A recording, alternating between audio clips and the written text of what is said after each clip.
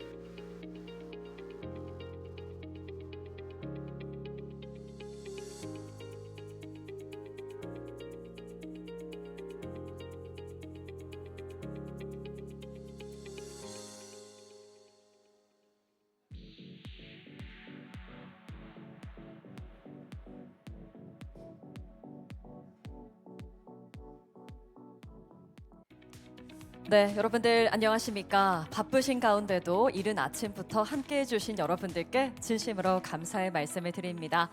오늘 컨퍼런스가 AI와 에너지 안보 분야를 중심으로 한미일 산업협력의 미래를 함께 모색하는 뜻깊은 시간이 되시기를 바랍니다.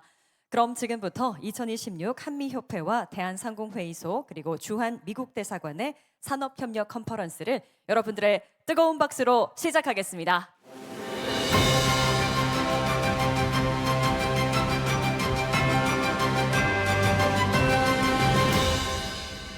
네, 그럼 먼저 개회사를 위해서 한미협회 최준경 회장님을 무대로 모시겠습니다. 뜨거운 박수로 환영해 주십시오.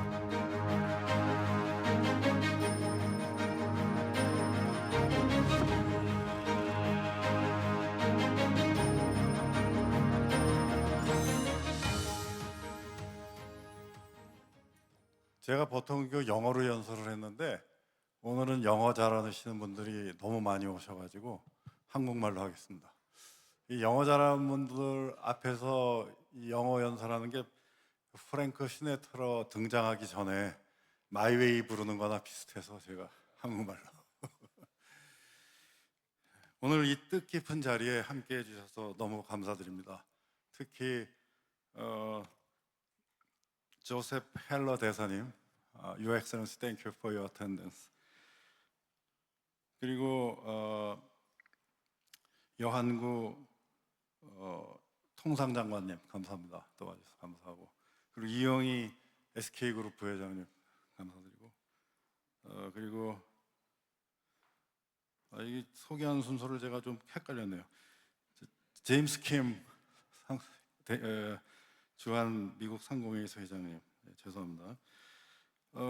다음에 한국수출입은행의 안종혁 수석뱅장님, 포스코 인터내셔널 정경진 본부장님, 바쁘신 가운데도 이렇게 와주셔서 정말 감사드립니다. 그리고 특별히 오늘 기조연설을 해주실 성윤모 전 통상산업부 장관님께 특별한 감사의 말씀을 드립니다. 그간 한미동맹은 안보를 중심으로 발전해 왔습니다.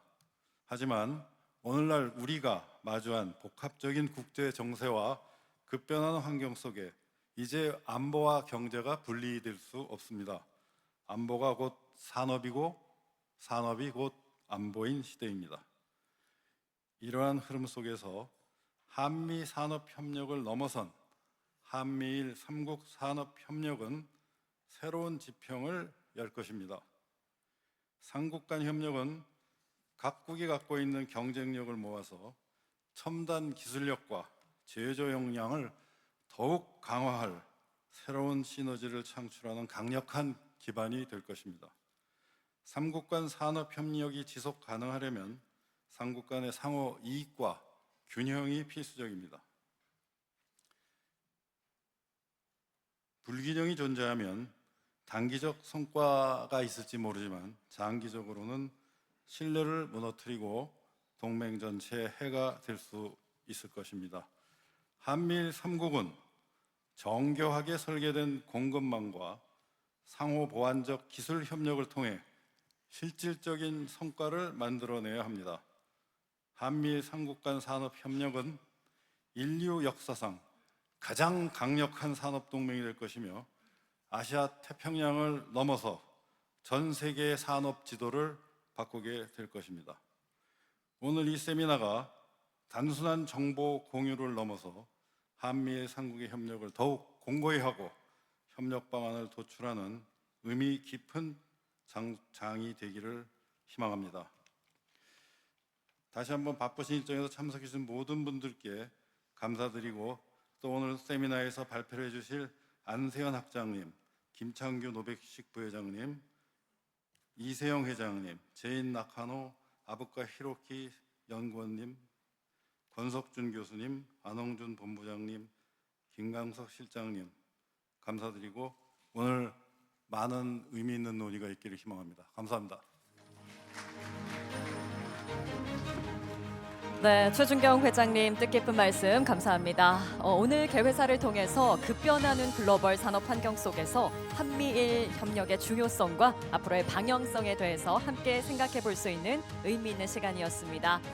이어서 이번 컨퍼런스를 공동으로 주최해 주신 대한상공회의소의 환영 말씀을 청해 듣도록 하겠습니다. 서울상공회의소 이형희 부회장님께서 환영사를 준비해 주셨습니다. 뜨거운 박수로 무대로 모시겠습니다.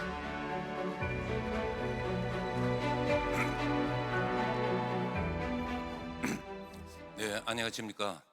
서울상공회의소 부회장 맡고 있는 SK 이형희입니다.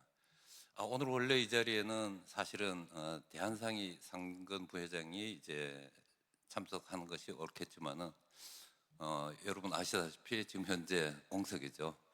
그래서 서울상의 부회장 맡고 있는 제가 이 자리에 오게 되었습니다. 사실 뭐 대한상이나 서울상이나 다 같이 이제 움직이는 곳이니까 같은 마음과 같은 뜻을 담아서 말씀을 드리도록 하겠습니다.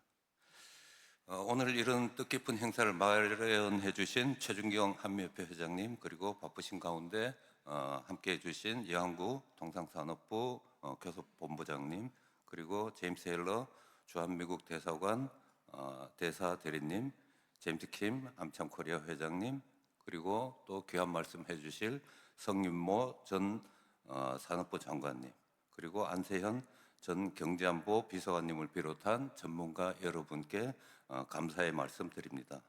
자리를 이렇게 많이 채워주신 참석자 여러분 모두에게도 감사의 말씀 드립니다. 한미협회와 대한상인은 지난 5년간 한미 양국의 산업협력 방안에 대해 논의를 해왔었습니다. 그 과정에서 양국의 산업 파트너십을 강화하고 그리고 경제안보 협력을 공고히 하고 또한 관세 장벽을 넘어설 현실적인 방안도 함께 모색해 왔습니다. 올해는 논의의 폭을 한층 더 넓혀서 한미일 3자 간의 산업협력 파트너십을 주제로 삼게 되었습니다.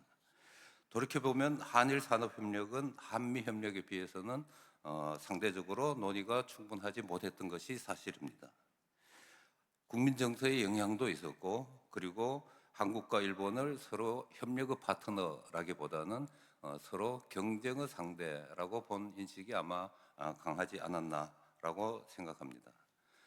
그러나 최근 국제 통상 질서와 글로벌 공급망 체계가 빠르게 재편되고 있습니다. 상황이 많이 바뀌고 있는 거죠. 수출 주도형 국가인 한국과 일본은 비슷한 구조적 도전에 직면해 있고 그리고 대외 불확실성에 대응하고 새로운 성장 모델을 만들어야 하는 같은 공동의 과제를 가지고 있고 이것을 협력을 통해서 풀어야 할 그런 필요성도 생기고 있습니다. 최근 우리나라의 이재명 대통령과 일본의 다카이치 총리가 셔틀 외교를 복원한 것은 이러한 변화의 흐름 속에서 매우 의미 있는 일이라고 생각합니다. 양국 기업들의 고비용 구조를 줄이고 새로운 공동 번영의 기반을 마련하는 데 중요한 디딤돌이 될 수 있기 때문입니다.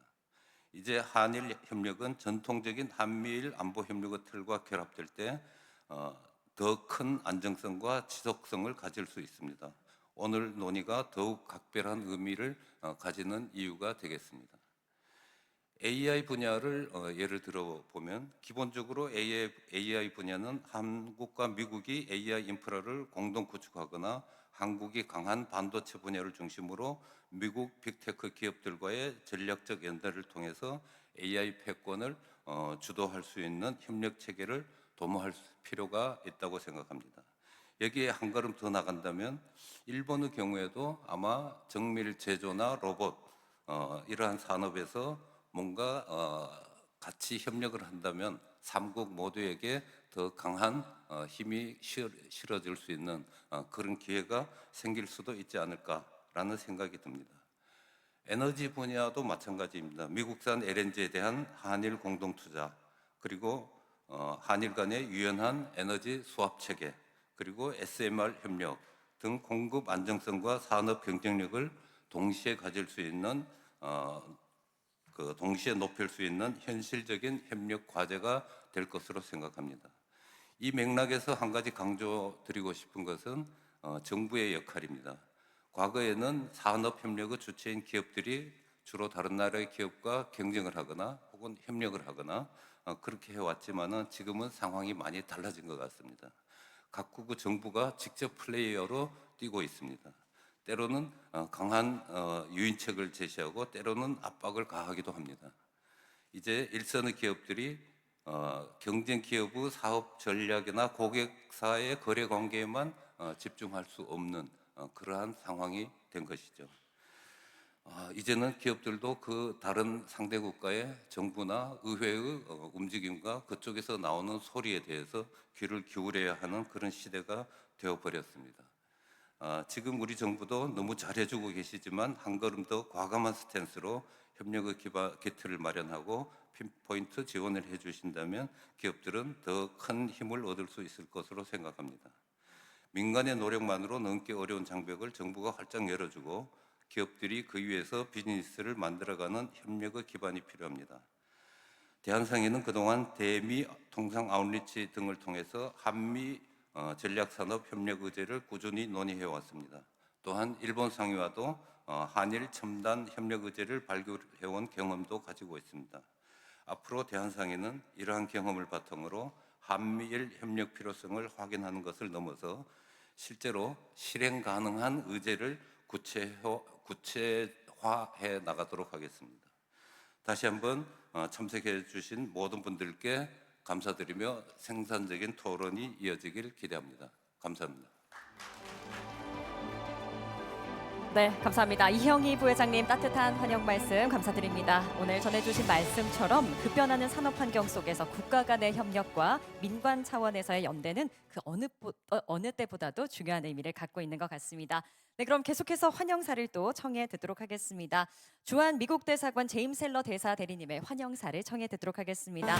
Next, we will hear welcoming remarks from Mr. James L. Heller, chargé d'affaires of U.S. Embassy Seoul. 네, 그리고 보고 계시는 팜플릿에 식순에 오류가 있는 점 다시 한번 양해 말씀드리겠습니다. 큰 박수로 환영해 주십시오. 안녕하십니까. Trade Minister Yao, AmCham Chairman Kim, Professor Sung, esteemed panelists and distinguished guests, good morning. And thank you to KCCI Vice Chairman Lee and KAA Chairman Choi for inviting me to join this timely discussion. We meet at a moment when technological transformation and shifting energy landscapes demand closer coordination among the United States, the Republic of Korea, and Japan. Our countries bring together world-class innovation, advanced industrial capacities, and a shared commitment to resilient, secure economies. No single country can address the scale of today's technological and energy challenges alone, but together, the three of us are an unmatched foundation for cooperation. Our task is to move beyond merely recognizing that alignment and turn it into tangible projects. On AI, we have powerful and complementary strengths. The United States leads in frontier technology development. Korea and Japan bring unmatched manufacturing precision and industrial systems integration. Together, we can accelerate AI deployment across supply chains, infrastructure, and critical industries. On energy, our cooperation must address immediate needs and build long-term resilience. LNG remains central to stabilizing energy prices, and trilateral coordination will only grow more important as supply chain disruptions and other shocks affect global markets. Looking ahead, small modular reactors represent a compelling opportunity, pairing U.S. technology with Korean and Japanese engineering to produce scalable, exportable energy solutions for markets that need reliable power. This year in the United States, we commemorate 250 years of American independence. While we celebrate centuries of American innovation, we also look ahead to the next 250 years of cooperation among our three countries. I wish you a productive and engaging discussion. Thank you. 감사합니다. Thank you very much for your warm welcoming remarks, Mr. Heller. 네, 주한 미국 대사관 제임스 헬러 대사 대리님의 환영사 함께 하셨습니다. 다시 한번 뜨거운 박수 보내주시면 감사드리겠습니다. 네, 이제 축사 말씀을 청해 듣기 전에 오늘 일본 대사관 측에서 못 오셨는데요. 대신 한미일 산업협력이라는 시의적절한 주제를 매우 뜻깊게 생각하고 또 일본의 장기 연휴 기간인 골든 위크까지 겹쳐서 일정상 참석하지 못해 아쉽고 또 양해를 구한다는 입장을 전해 오셨습니다. 그럼 이어서 산업통상부 여한구 통상교섭 본부장님의 축사가 있겠습니다. 네, 여러분들 뜨거운 박수로 환영해 주십시오.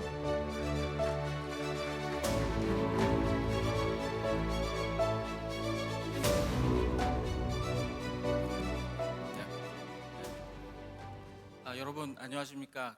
통상교섭본부장 여한구입니다. 오늘 아침 일찍 이렇게 많은 분들이 참석해 주셔서 감사드립니다. 저도 사실 한글로 하고 싶은데 뭐 국제 행사다 보니까 영어로 준비를 했습니다. Distinguished guests, ladies and gentlemen, good morning. First, I'd like to express my sincere gratitude to Chairman Choi Jun-kyung of the Korea America Association. and the Mr. James Heller, charge d'affaires of the U.S. Embassy, and the Vice Chairman Lee Hyung-hee of the Seoul Chamber of Commerce for organizing this timely forum. I'm also very pleased to be joined by the James Kim of AmCham Korea. Your presence underscored the deep-rooted economic ties and the shared future of our business communities. We are currently navigating an era of polycrisis. The global trade landscape has become a complex theater of supply chain fragmentation, elevation of economic security as a national priority, and a fierce race for technological supremacy. Against this backdrop, our theme today, strengthening Korea-US-Japan industrial partnership, is more than timely. It is a strategic necessity. Our three nations are now inextricably aligned, not just by our shared values, but by the structural reality of our industrial bases. Over the past 14 years of the Korea-US the free trade agreement, our bilateral relationship has undergone a profound transformation. We have moved beyond mere volume-based trade to a sophisticated, high-value partnership centered on industries of the future. As Korean companies significantly expand their footprint in the US across critical industries such as semiconductors, batteries, electric vehicles, our cooperation has transitioned from beneficial to indispensable. Furthermore, following the momentum of the trade deal between Korea and the United States at the APEC Gyeongju Summit last November, we are now pioneering the Korea-US Manufacturing Renaissance Partnership. The initiative is a perfect match, combining Korea's world-class operational excellence with United States' unrivaled technological leadership. Together, we can revitalize the US manufacturing sectors ranging from shipbuilding to civil nuclear power energy. I visited Japan recently, and my engagement with business leaders in Japan have further confirmed my belief there is immense untapped potential between Korea and Japan in areas such as high-tech materials, parts, and equipment, for example. Looking ahead, our trilateral cooperation must capitalize on unique competitive advantage of each nation. First, we must establish a winning formula in advanced manufacturing. The US leads in core design and equipment. Korea excels in large-scale commercialization and manufacturing. And Japan holds a dominant position in high-precision materials and processing. By bridging these strengths, we can build a world-class model for supply chain resilience in critical technologies and industries. Second, we must forge an innovative partnership for the AI era. The synergy between US cutting-edge AI software technologies and the hardware manufacturing capabilities of Korea and Japan is a formidable force. We aim to integrate Korea's manufacturing data with AI to lead the field of physical AI and AI-driven manufacturing transformation. By creating a seamless trilateral ecosystem for AI chips and data centers, we can ensure our industries remain at the edge of the global frontier. Third, we must reinforce our energy security alliance. Energy volatility has evolved from a mere commodity fluctuation into a direct threat to industrial stability and national security, as underscored by the current crisis in the Middle East. With the AI revolution driving an exponential surge in electricity demand, securing a stable power supply is paramount. Our three countries must accelerate practical cooperation across energy, including LNG, nuclear power, and renewable energy solutions. In line with these priorities, the Korean government is committed to acting as a bridge and a catalyst. We will continue to reform and innovate ourselves and provide the institutional support necessary for our private sectors to thrive with confidence. I hope today's conference serves as a blueprint for a more resilient and integrated trilateral future. Thank you once again for the organizers, and I wish you all a productive and insightful session. Thank you very much. 감사합니다. 네, 감사합니다. 산업통상부 여한구 통상교섭본부장님의 축사였습니다. 뜻깊은 축사 말씀 감사드립니다.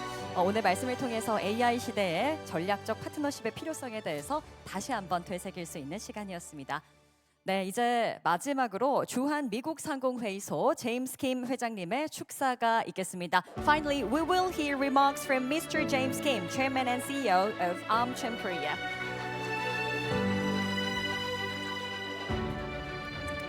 Good morning. What a fantastic turnout today. Let me just begin by congratulating the KAA and the Korea Chamber of Commerce for convening the 6th Industrial Cooperation Conference. I want to start by thanking Chairman Choi Jun-kyung for his continued leadership in advancing the U.S., Korea, Japan trilateral cooperation. I've known the chairman for many years, and I think he's doing an exemplary job with events such as this. And of course, my good friend, Vice Chairman Lee Young-hee, under his leadership again, the Korea Chamber, SK, is really doing an amazing job as well. So thank you. And of course, Trade Minister Yo Han-gu, I've had a relationship with him for the past 10 years. And because of his leadership, especially during these difficult times, I think we're seeing a lot of stability. So thank you for your leadership.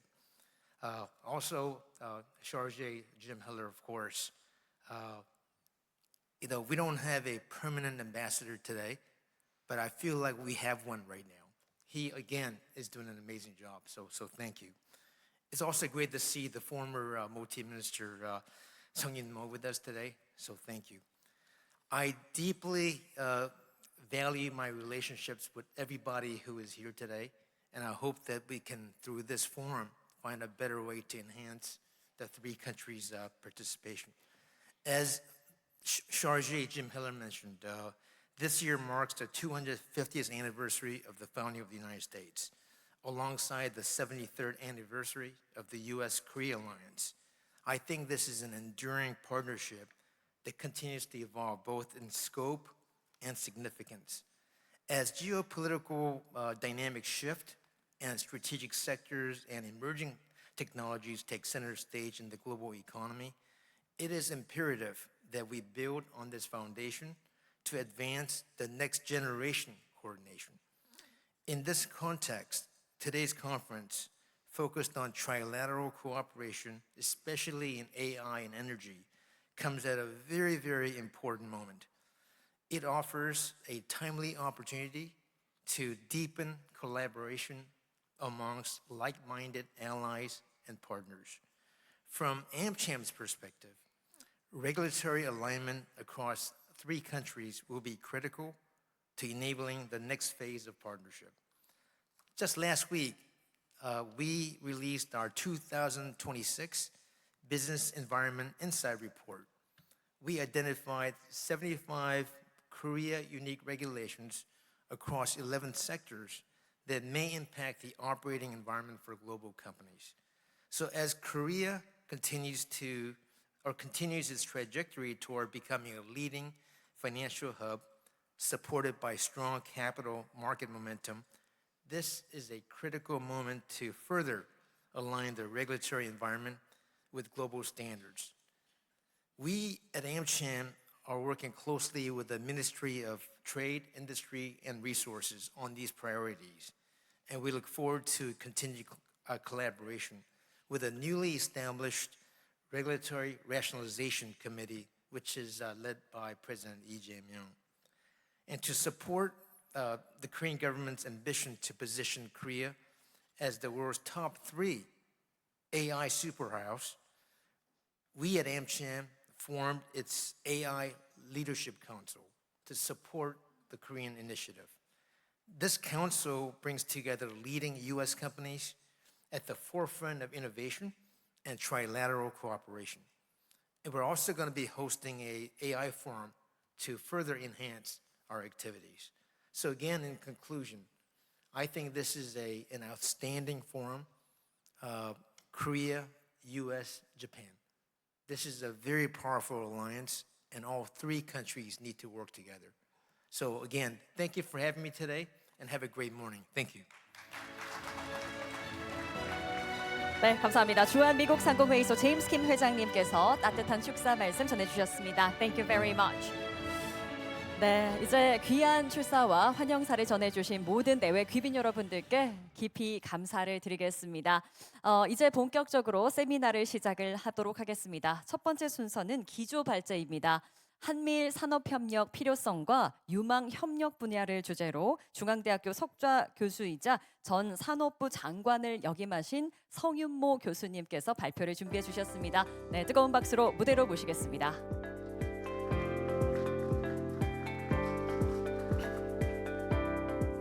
네, 반갑습니다. 방금 소개받은 성윤모입니다. 오늘 중요하고 아주 적기에 이러한 좋은 이 세미나를 열게 돼서 또 이런 자리에 또 제가 함께 할 수 있게 돼서 매우 영광으로 생각을 합니다. 오늘은 여러분들과 함께 우리 한미일 산업협력 필요성과 유망 분야를 미중 패권 경쟁과 또 글로벌 공급망 재편을 중심으로 해서 말씀드리도록 하겠습니다. 먼저 미중 패권 경쟁의 동향입니다. 사실 2차 세계대전 이후에 미국 주도의 세계 경제 발전을 이룩하면서 다시 비용과 효율성을 중심으로 상품 서비스 시장이 자유화되고 또 자유무역주의가 확산이 되면서 글로벌 분업 체제가 이루어져 왔습니다. 하지만 이것이 미중 패권 경쟁이 격화되고 또 경제 안보 이슈가 결합이 되면서 이제는 그 비용과 효율성보다는 신뢰와 안정성을 중심으로 하는 보호무역주의가 확산이 되면서 이미 그 정착화되어 있던 글로벌 분업 체계가 재편되는 현재 상황에 이르고 있습니다. 이러한 그 글로벌 그 무역 질서의 개편에 가장 그 핵심을 이루는 그 미중 패권 경쟁이 어떻게 이루어져 가고 있고 이에 대한 전망은 어떠한지 알아보도록 하겠습니다. 중국의 힘입니다. 중국은 풍부한 노동력과 또 높은 제조 역량, 또 막대한 정부의 지원, 또 거대한 중국 내수 시장을 기반으로 해서 세계 공장으로 성장을 했고요. 이러한 성장은 중국이 정부의 어떤 강력한 지원뿐만이 아니라 사실은 중국 내부 시장에서의 아주 치열한 경쟁, 또 그 안에 있어서의 어떤 규제 혁신, 또 인재 양성것뿐만 아닌 수요와 공급 측면에 거친 그 정부의 지원이 함께 하는 혁신적인 생태계를 중심으로 해서 그 성장을 이룩했다고 볼 수 있습니다. 이제 중국은 전기자동차, 또 태양광, 또 로봇, AI 등 첨단 산업 중심의 산업 구조의 이동을 위해서 자기 독자적인 기술력 확보와 생태계 육성에 힘을 쓰고 있습니다. 하지만 중국이 정부 주도의 어떤 첨단 산업 중심의 성장, 이를 바탕으로 한 또 수출 중심의 성장 전략은 현재 그 과잉 생산을 낳고 있고 또 그 미약한 고용과 소득 효과로 인해서 이러한 전략을 통해서 중국이 지금과 같은 높은 경제 성장을 지속할 수 있을 것인가? 과연 이것이 어떠한 그 자국 중심의 공급망 체계를 이룩할 것인가에 대한 어떤 과제를 갖고 있다고 볼 수 있습니다. 이에 바탕한 미국의 힘이라고 할 수 있습니다. 미국은 뭐 여러분들 다 잘 아시는 바와 같이 민주주의와 또 인권 등 또 이 세계의 어떤 보편적 가치를 리드하는 국가로서 자리를 잡았고요. 특히 기축 통화인 달러, 또 세계 공용어인 영어, 또 세계에서 가장 크고 또 완전 경쟁 시장인 국내 시장이라는 어떤 3대 골든 플랫폼을 중심으로 해서 놀라운 성장을 이룩했습니다.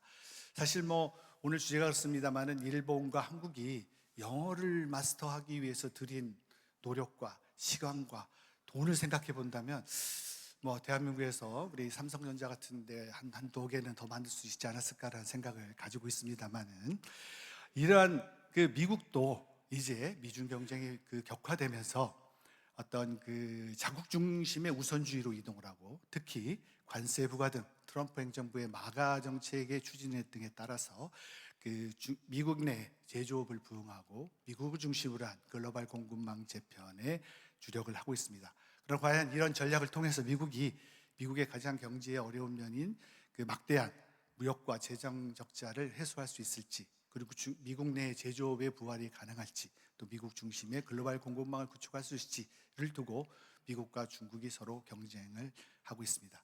이대한 전망을 해본다면 과연 이 경쟁이 어떻게 될 것이냐? 사실 이런 경쟁은 금방 끝나지 않고 일정 기간 지속될 것 같습니다. 그리고 그 경쟁의 결과도 어떤 한쪽이 완전 완승을 하거나 완패를 하는 것이 아니라 어떤 일정 규모의 또 자국 중심의 공급망을 형성할 것으로 보여집니다. 그렇지만 보다 좀 더 안에 들어간다면 과연 언제까지 또 어떠한 규모로 또 어떠한 형태의 공급망이 구성될 것인가가 불확실한 지금 불확성의 시대에 살고 있다고 볼 것입니다. 이러한 과연 불확성 시대에 대한민국은 어떻게 대응해 나갈 것이냐? 첫째가 대한민국의 전략적 가치를 가지는 길입니다. 이러기 위해서는 반도체, AI, 미래자동차 등 핵심 산업에 있어서의 대체 불가능한 핵심 기술력을 확보하고 높은 제조 경쟁력을 확보하는 길입니다. 이러한 그 핵심 경쟁력을 확보했을 때 핵심 산업에서 글로벌 공급망에서 필수 불가결한 존재로서 대한민국만의 전략적 가치를 확보할 수 있다고 보여집니다. 이러한 전략적 가치를 기반으로 해서 두 번째, 국익 우선의 실용주의 추진입니다. 이는 기회는 잡고 또 위험은 줄이는 경쟁과 협력을 동시에 해나감으로 인한 전략적 자율성을 발휘하는 길이겠죠. 이를 보다 구체적으로 한다면 미국 중심의 재편되는 글로벌 공급망에 적극 참여해서 첨단 기술과 제조 생산 분야의 협력을 확대해 나가는 한편 중국에 대한 과대한 의존도를 줄여가면서 협력 관계를 유지하는 것이 필요할 것이고요. 그리고 우리 옆에 있는 일본 국가와의 협력은 보다 증진해 나가는 방향의 길이라고 생각이 됩니다. 보다 구체적으로 세 번째 대응 전략에 미국과 중국의 시장에 대한 진입 전략이 완전히 전환됐다고 보여질 수 있습니다. 그전에 잠깐 말씀드린 것처럼 미국은 세계에서 가장 크고 완전 경쟁 시장입니다. 가장 싼 제품을, 가장 좋은 질을 가진 제품을 누구나 생산해서 팔 수 있는 시장이었죠. 근데 지금 이제 미국 시장에 진출하기 위해서는 미국 내에 공장을 짓든지 미국과의 생산 밸류체인의 연계를 갖지 않으면 쉽게 진입할 수 없는 시장으로 변해해 가고 있습니다. 이제는 미국 시장에 진출하기 위해서는 우리가 미국과의 어떤 생산 밸류체인의 관계를 엮어서 진출해야 된다는 과제가 생기고요. 지금까지 우리 중국 시장의 진출은 중국의 그 생산 요소 비용의 저렴한 생산 요소 비용이라는 환경을 이용해서 중국의 공장을 건설하고 그 공장에서 생산 제품을 세계로 수출하는 전략을 펴왔었죠. 그렇지만 이제 중국의 생산 요소 비용의 메리트가 점점 줄어들게 되고 중국의 또 이 소재 부품 장비 산업의 경쟁력, 제조업의 경쟁력이 강화되면서 한국과의 어떤 생산 부분에 있어서 협력보다는 경쟁의 효과가 더 커짐에 따라서 이제는 중국의 경제 성장에 따라서 커가고 있는 중국의 시장 또 중국 산업과의 협력에 직접 진출해야 되는 그 전략으로의 전환이 필요하다고 봅니다. 어떻게 보면 과거의 중국과 미국에 있었던 전략을 완전히 전환을 해서 새롭게 접근하는 것이 필요하다고 생각이 되고요. 이를 위해서는 사실은 한미와의 기술 협력 또 한일과의 협력이 우선되어야 될 것이고요. 이것이 또 한미 간의 삼국 간 협력 체제로 발전되어지는 전략을 추진해 나갈 필요가 있다고 보여집니다. 자, 다음에는 보다 오늘의 주제가 되고 있는 한미일 산업협력의 기본적인 추진 방향이 되겠습니다. 추진 원칙으로 보면 한국과 일본 또 미국의 산업협력은 경제안보 시대의 주요한 추진 전략이 될 것입니다. 이는 안정성과 효율성을 동시에 추구해야 될 것이라고 보여지고요. 특히 한국 입장에서 본다면 한일의 경제 규모를 합칠 경우 약 6조 달러, 미국의 어떤 30조 달러와 합친다면 약 36조 달러의 그 시장 규모를 가진 그 협력의 그 대상이 되기 때문에 EU와 중국을 초월한 세계에서 가장 큰 시장을 가질 수 있게 됨에 따라서 어떤 규모의 경제와 우리 범위의 경제를 최대한 활용할 수 있는 효율성을 확보할 수 있다고 보여지고요. 그러한 효율성을 확보하는 측면에서 또 한일의 어떤 저출산 고령화, 또 에너지 수입국, 또 산업의 협력도 해외 자원의 활용이라는 그 어떤 경제적 협력 기반을 동시에 활용함과 동시에 미국과에 있어서는 기초와 원천 기술과 생산 제조 기술의 어떤 조화, 또 시장 진출과 제조와 소부장의 생산 밸류체인의 연계 등 경제적, 기술적 보완성을 확보할 수 있다는 차원에서 그 안정성과 효율성을 동시에 추구하는 전략을 펴나가야 될 것으로 보여집니다. 그리고 특히 그 AI 반도체 등 전략 산업 부분에서는 앞으로 미국과 중국 중심의 글로벌 공급망이 분리될 것으로 보여지고요. 그 분리된 공급망끼리의 경쟁이 격화될 것으로 예상이 됩니다. 그렇기 때문에 전략 산업 분야에서 우리가 참여하는 글로벌 공급망에 있어서의 경쟁력을 가지기 위한 혁신적인 역할을 수행할 수 있는 그 역할로서 참여를 해야 된다는 사실이고요. 이러한 한미일 산업협력은 한미 또 한일 또 일미의 어떤 양자 협력에서 삼자의 협력으로의 그 확산이라는 단계적 추진 절차를 갖춰야 될 것으로 보여집니다. 이러한 한미일 산업협력의 추진 분야는 크다랗게 세 가지 분야가 있을 수 있다고 생각합니다. 현재 그 미래 AI라든지 반도체 등 미래 전략 산업 분야, 즉 미국이 주도하고 있는 분야에 대해서 중국이 독자적인 글로벌 공급망을 구축하고자 하는 분야에 대한 에 있어서의 어떤 협력의 분야입니다. 두 번째는 그 2차 전지 또한 조선산업 등 중국이 주도하고 있는 글로벌 공급망에 미국을 중심으로 한 글로벌 공급망이 형성이 되는 분야에 참여해서 한미일 산업협력을 하는 분야. 그 다음에는 에너지 파트에 있어서의 어떤 그 중국이 주도하고 있는 특히 청정 에너지 산업 분야에 있어서의 미국이 주도하러 하고 있는 분야에 대한 에너지 분야에 대한 협력, 크게 세 가지 분야로 나누어 볼 수 있다고 생각을 하고요. 첫 번째, 이 중국과 미국 중심의 또 그 글로벌 공급망에 과연 어떻게 대응해야 될 것이냐. 사실 아시는 것처럼 이 AI 분야에서는 중국은 자체 AI 기술 바탕으로 해서 오픈 플랫폼, 독자 기술 개발, 또 제조 기반 AI에 중심하고 자기들의 디지털 실크로드를 통해서 생태계를 확장하고 있습니다. 그렇지만 미국을 중심으로 해서 민간 분야의 최대 데이터 플랫폼과 금융투자 인재를 보유한 리더로서 이 안에 우리 한국의 어떤 하드웨어 역량, 또 일본의 어떤 소부장을 활용한 글로벌 공급망이 보다 확산되고 경쟁력을 가질 수 있는 차원의 협력이 필요하다고 보여지고요. 이에 중심되는 반도체 산업 부분에 있어서의 어떤 협력은 지금까지 미국이 중국을 제외하고 설계 부분, 또 제조회에서 한국, 또 소부장에서 미국, 일본을 중심으로 한 글로벌 공급망을 만들어서 강화해 나가고 있는 것에 대해서 중국이 지금 10년 이상 넘게 끊임없는 투자와 끊임없는 정책적 의지를 가지고 그 반도체의 메모리 반도체와 시스템 반도체, 또 소부장 산업 모든 생태계를 자국의 기술력을 중심으로 해서 양성하기 위한 노력을 기울여 가고 있습니다. 지금 AI 붐에 의해서 수요 부분의 시장의 팽창에 따라 중국이 반도체가 스스로 일어날 수 있는 어떤 그 가능성도 현재 보여주고 있습니다. 과연 이러한 생태계 분야에 있어서의 경쟁이 그 중국의 반도체 글로벌 공급망에 의한 혁신 경쟁력과 이 미국을 중심으로 한 이 글로벌 공급망의 생태계 경쟁력의 싸움이 이루어질 것 같고요. 그 안에서 한국이 과연 이 미국과 미국을 중심으로 한 글로벌 공급망에 참여해서 혁신을 주도하는 그런 역할을 일본과 함께 미국과 갖추어 나가야 된다고 보여집니다. 다음은 중국이 주도하는 시장에서 미국이 분리돼서 나와서 글로벌 공급망을 구축하자는 분야에 대한 협력입니다. 아시는 것처럼 중국은 세계 1위의 2차 전지 수요 및 생산 공장을 갖고 있고요. 또 LFP 중심으로 한 적정 기술력 기술을 본부해서 핵심 광물 가공 상류서부터 전기차 하류에까지 가치사의 수직 계열화를 성공해서 세계 2차 전지 시장을 주도하고 전기차에서 경쟁력까지 확보하고 있습니다. 자, 이렇기 때문에 미국은 특히 IRA 법을 등 같은 것을 제정을 해서 2차 전지 전기차 수요 시장을 기반으로 해서 자국 중심의 글로벌 공급망을 구축하기 위해서 필수적으로 한국의 어떤 2차 전지의 경쟁력, 또 일본과 한국의 양극재 소재의 경쟁력을 활용하고 또 자원 협력을 통한 그 독자적인 글로벌 공급망을 구축하려고 했습니다. 이는 2차 전지 분야는 현재 기술이 성숙된 기술 분야가 아니기 때문에 현재의 경쟁도 중요하지만 미래의 경쟁력 과연 누가 더 선점해서 발전시켜 나갈 때까지가 더 중요한 일이 될 것입니다. 미국 수요 시장을 개발하는 미래 시장을 선점하기 위한 협력을 한미일이 구축해 나가는 방법이 되고 있다고 보여집니다. 다음은 조선 분야에 대한 협력입니다. 조선 분야는 우리가 부가가치선이나 보급선에서 1등을 하고 있지만 중국이 정부의 막대한 지원을 바탕으로 해서 철강부터 지자재까지의 어떤 공급망을 다 확충하고 있고요.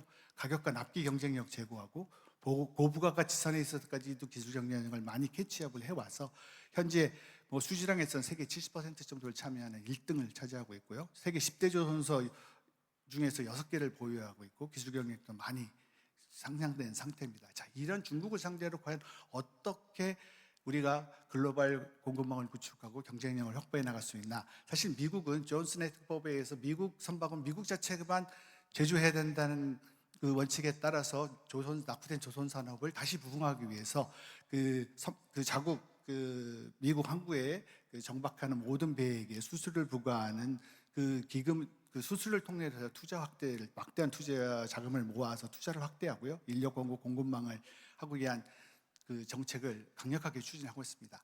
특히 이런 이익 때에 우리 한국이 이번에 관세 협상을 통한 그 미국과의 투자 협력 중에서 특히 이런 조선 산업 분야에 있어서는 1,500억 불을 투자하기로 약속을 하면서 어떤 이 돈에 대한 투자뿐만이 아니라 미국 조선 산업과 한국 조선 산업의 생태계를 어떻게 연결해서 새로운 생태계를 만들어서 글로벌 공급망을 구축함으로 해서 경쟁력 있는 글로벌 공급망을 구축하는 과제를 미국과 한국이 같이 안고 있다고 볼 수가 있겠습니다. 그래서 조선 산업에 있어서의 글로벌 공급망을 중국의 글로벌 공급망과 대응하는 에 참여해서 경쟁력 있는 공급망을 형성하기 위한 협력을 제고해 나가야 될 것으로 보여집니다. 다음 마지막으로 에너지 분야에 대한 협력입니다. 사실 에너지 분야는 앞에 나와 있는 전략적 산업 분야도 유사합니다만 보다 더 기본적으로 국가 경쟁력의 근본이 됩니다. 산업 경쟁의 근본이 되는 분야이기 때문에 기본적으로 자국 중심의 공급망을 갖춰야 되고요. 그렇기 때문에 특히 한국과 일본은 에너지 수급에 있어서 불안정성을 갖고 있어서 미국 에너지의 자율성을 갖고 있는 미국과의 수급 협력이 필수적이라고 보여지고요. 특히 미국이 현재 원유와 천연가스 생산량에서 세계 1위를 가지고 있고 화석연료의 귀환을 주장하고 있어서 수급 협력을 기본적으로 먼저 한 다음에 그 다음에 이제 에너지 관련 산업 협력을 지어나가는 것이 필요하다고 보여집니다. 특히 중국 같은 경우는 원자력도 현재 36기를 동시에 건설 중에 있습니다. 그리고 SMR 등 4대 원전 상용화도 완료한 상태이고요. 또 태양광은 글로벌 공급망의 80%, 또 풍력 같은 경우에도 신규 설치량의 또 2분의 1 이상을 전 세계에서 하고 있어서 세계 1위의 압도적인 단가 경쟁력을 갖추고 있습니다. 이러한 청정에너지 공급망을 수직 계열화해서 현재 세계의 청정에너지 백공국으로 부상하고 있고 더 나아가서는 전력산업, 이 전기화 시대에 대응하는 전력산업 부분에 있어서도 초고압 송전망 등 AI 스마트 기반 그리드를 도입하는 등에서 에너지 시스템의 전환도 현재 주도해 나가고 있습니다. 이에 대해서 미국은 SMR 중심의 원자력 파트에서는 규제를 개혁을 하고요. 또 SMR 중심의 초단기 상용화의 정책을 적극적으로 추진하고 있고 이에 있어서의 어떤 미국은 설계 건물 중심으로 한국은 제조, 또 일본은 소재 중심으로 한 그 협력을 통해서 이 청정 에너지 산업 분야에 있어서도 미국과 대응할 수 있는 글로벌 공급망을 구축하면서 한미일의 어떤 협력 관계를 구축하고자 하는 프렌드 쇼링을 추진하고 있습니다. 간단히 말씀드렸습니다마는 이와 같은 한미일의 산업협력은 경제안보 시대에 미중 패권 경쟁에 대응하는 길이라고 보여집니다. 특히 한국 입장에 있어서는 우리 앞에서 보신 바와 같이 반도체라든지 조선이라든지 이 에너지 산업 분야에 있어서 핵심 기술 경쟁력과 제조 경쟁력을 확보하는 전략적 가치를 확보를 해서 우리가 경쟁과 협력이라는 이것을 동시에 사용해 나가는 전략적 자율성을 발휘해 나감으로 인해서 우리 한미일 산업협력을 추진해 나가겠다는 말씀을 마지막으로 드리도록 하겠습니다. 네, 감사합니다. 네, 교수님 발표 감사드립니다. 오늘 기조발제를 통해서 한미일 산업협력의 필요성과 미래 유망 협력 분야에 대해서 아주 폭넓게 살펴볼 수 있는 의미 있는 시간이었습니다. 글로벌 산업 환경 변화 속에서 세 나라 간의 전략적 협력의 중요성을 다시 한번 생각해 볼 수 있었습니다. 자, 그럼 세션 1으로 넘어가 보도록 하겠습니다. 세션 1의 발표는 성균관대학교 화학공학부 권석준 교수님께서 준비를 해주셨습니다. 주제는 한미일 AI 벤처 생태계 및 AI 인프라 협력 방안입니다. 네, 뜨거운 박수로 권석준 교수님을 무대로 모시겠습니다.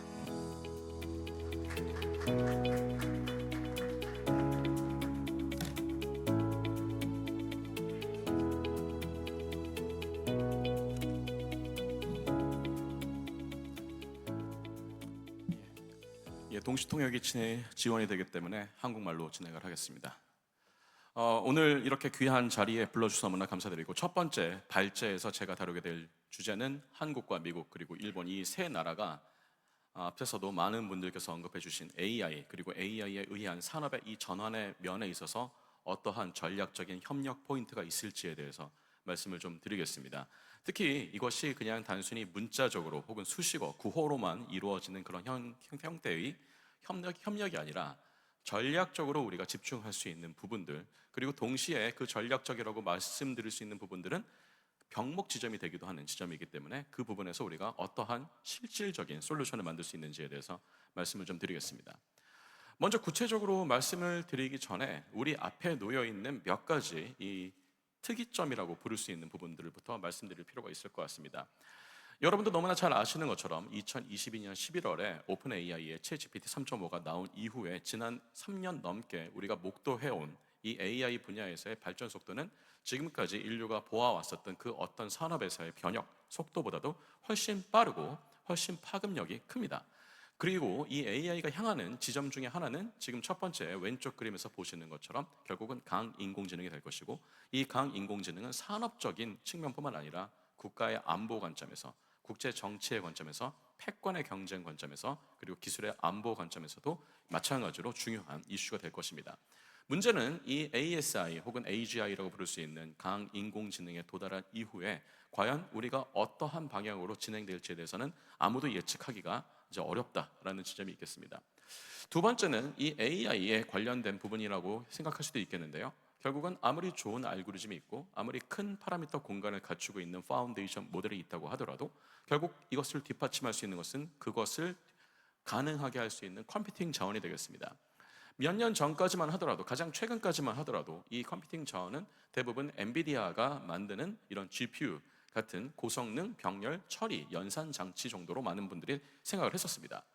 그렇습니다만 최근에 들어와서 우리가 보고 있는 AI 분야에서의 트랜스포메이션은 이제는 누가 더 큰 모델을 만드느냐보다는 누가 더 가성비가 높은, 누가 더 전성비가 높은 이런 모델을 만드느냐, 더 나아가서는 이렇게 미리 훈련된 모델을 가지고 누가 더 효과적으로 리얼 월드에 적용이 될 수 있는 추론 모델, 추론 엔진을 만드느냐 쪽으로 가고 있고요. 결국 이 추론 모델에서 가장 핵심적인 병목이 되고 있는 지점은 바로 두 번째 그림에서 보시는 것처럼 메모리가 되겠습니다. 이 메모리는 우리가 지금까지 익히 알고 있었던 HBM 같은 이런 고대역폭 AI 특화 메모리뿐만 아니라 이제는 CPU 사이드로 들어갈 수 있는 전통적인 범용 메모리, DRAM 같은 것들, 그리고 KV 캐시 메모리 압축을 위해서 또 같이 수요가 급증하고 있는 NAND 플래시 같은 전통적인 메모리 분야로까지 수요가 확장되고 있기 때문에 여러분 지금 많이 보고 계시는 메모리 슈퍼사이클이 만들어지고 있는 그 주 원인이 되고 있기도 합니다. 사실 세 번째 이 컴퓨팅하고 스토리지도 사실 마찬가지인데요. 우리가 이렇게 컴퓨팅만 많이 한다고 능사가 아니고요. 결국 추론이라는 것은 데이터를 생성을 하는 과정입니다. 이 데이터는 반드시 어딘가에는 저장이 되어야 되고요. 저장이라는 것은 결국 이 저장을 할 수 있는 장소가 필요합니다. 그래서 우리가 알고 있는 이 AI 데이터 센터는 연산을 위한 데이터 센터 플러스 이제는 데이터의 저장까지도 감안을 해야 하는 상황이 되고 있고요. 마지막 이 싱귤러 포인트라고 볼 수 있는 것은 결국 지금 우리가 보고 있는 이 AI에 의한 산업의 전환이라는 것이 컴퓨팅이나 알고리즘의 영역에서 이제는 본격적으로 에너지의 영역으로 진화를 하고 있다는 겁니다. 세션 2에서 이 얘기를 조금 더 자세하게 다른 전문가 선생님들께서 말씀을 해주시겠습니다만 결국 AI의 지속 가능성이라는 것은 지금 결과적으로 병목 지점이 컴퓨팅에서 점점 에너지 쪽으로 옮겨가고 있다는 것, 그리고 특히 이 에너지가 이제는 어떻게 보면은 탄소를 배출하지 않는 방향으로도 더 이런 압박의 강도가 거세지고 있다는 것이 우리가 보고 있는 부분이 되겠습니다. 일단은 이 메모리 이슈부터 살펴보겠습니다. 메모리 이슈는 한국뿐만 아니라 미국과 일본 모두에게도 지금 중요한 지점이기도 합니다. 특히나 잘 아시는 것처럼 작년에 트럼프 2기 행정부가 출범을 하면서 가장 미국에서도 핫한 이슈 중에 하나가 바로 이 5천억 달러 정도에 달하는 스타게이트 프로젝트인데, 이 스타게이트 프로젝트의 진행 속도 자체가 예전에는 GPU의 공급 속도에 의해서 조절이 됐다면 최근에는 이렇게 대량의 메모리를 확보하는 것에서 병목 지점이 걸리고 있어서 사실은 이 메모리가 수급도 중요합니다만 메모리 자체의 아키텍처에 의해서 정보가 전달이 되는 이 속도 자체도 점점 중요한 이슈가 되고 있습니다. 그렇지만 저희가 지금 보고 있는 현재의 컴퓨팅 아키텍처 기술은 이 폰 노이만 구조를 벗어날 수는 없기 때문에 메모리의 이 장벽 효과, 메모리 월이라 부르는 이 기술적인 장벽 효과를 한 나라가 혼자서 극복하기는 굉장히 어렵다라고 말씀드릴 수 있을 것 같습니다. 사실 한국이 삼성전자나 SK 하이닉스 같은 메모리 제조 강국으로 잘 알려져 있습니다만, 결국 이 메모리 만드는 업체들 역시 이 메모리 장벽에서 걸리고 있는 메모리의 이 병목 지점을 혼자서 해결하기는 어렵고, 그래서 새로운 아키텍처가 필요할 것이고, 새로운 소재가 필요할 것이고, 또 새로운 소프트웨어들이 필요하게 될 것인데, 여기에 대해서 결국 국제적인 공조 협력, 국제적인 표준 제정, 국제적인 탐색 과정 같은 것들이 필요할 수밖에 없습니다. 왜냐하면 비용이 너무 높아질 수밖에 없기 때문이죠. 사실은 이런 메모리 장벽을 이미 이제 어떻게 보면 극복하기 위해서 다양한 시도들이 나오고 있습니다. 저는 여기서 한국과 미국 사이의 전략적인 협력 포인트들도 찾을 수 있다고 생각합니다. 몇 주 전에 나와서 세상을 떠들썩하게 했었던 이 구글의 터보 퀀트 같은 메모리 압축 알고리즘이 대표적인 사례라고 생각할 수 있을 것 같습니다. 구글이 터보 퀀트에 대한 핵심 알고리즘을 공개한 이후 메모리 업체들의 주가가 3에서 4% 정도 잠깐 빠진 적이 있었는데, 그것은 시장에서 이 기술을 좀 잘못 오해하고 있었다라는 것을 보여주는 것이기도 한데요. 다시 말하면 여전히 메모리의 수요 그리고 메모리의 병목 지점 해결하기 어려운데, 구글 같은 이런 하이퍼스케일러들, AI 데이터 센터의 사업자들은 어떻게 보면 자체적으로 이것을 소프트웨어 단계에서 해결하고자 하는 노력이 앞으로는 더 거세질 것이고, 그런데 소프트웨어만으로는 이것을 해결할 수 없으니 하드웨어 단계에서 이것을 인테그레이션 하는 것이 굉장히 중요해서, 결과적으로는 메모리의 제조 분야는 물론이고 그것을 처리할 수 있는 알고리즘들이 융합이 되는 단계로 기술적인 수렴이 일어날 것으로 얘기가 되고 있고요. 결과적으로는 이 관점에서 봤을 때는 한국도 혼자 할 수 없고 미국도 혼자 할 수 없는 어떤 오버랩이 되는 지점이 이런 메모리에서도 찾을 수 있다라고 볼 수 있을 것 같습니다. 또 하나가 이제 이 AI 데이터 센터가 과연 얼마나 앞으로도 이 지금 스케일링, 그로스를 유지할 수 있을 것이냐가 주요 관건이 되겠습니다. 여전히 올해도 작년보다 더 많은 이런 KPEX가 AI 데이터 센터로 투입이 될 것으로 예상이 되고 있습니다. 문제는 이제는 더 이상 컴퓨팅 자원을 누가 많이 가졌냐 보다도 얼마나 효율적인, 에너지 효율적인 그리고 비용 효율적인 AI 데이터 센터를 갖느냐, 그리고 이렇게 투자된 거대한 자본들이 과연 제때 회수가 될 수 있을 것이냐, 그 회수가 되는 것이 단순히 IT 산업의 바운더리뿐만 아니라 리얼 월드, 우리가 오늘 많이 얘기하게 될 제조 분야에서 회수가 될 수 있을 것이냐가 굉장히 중요한 핵심적인 관건이 될 것으로 예상이 됩니다. 여기에 대해서 사실 이 AI CAPEX를 이끌고 있는 나라는 다름 아닌 미국입니다. 전 세계 AI CAPEX의 한 80에서 85% 정도를 미국이 이끌고 있고요. 한 10% 정도를 중국이 이끌고 있고, 나머지 부분을 이제 한국이나 다른 EU 국가들이 이끌고 있다고 볼 수 있습니다.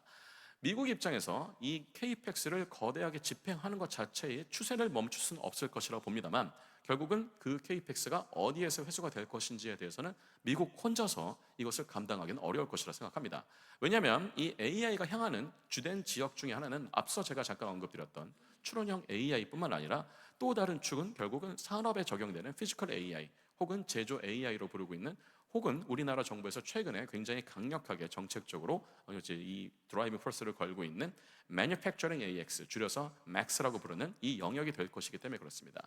이 부분은 사실 한국뿐만 아니라 제조업의 역량과 역사가 굉장히 오랜 기간 동안 축적됐던 우리 옆나라 일본도 마찬가지로 강점을 가지고 있는 분야입니다.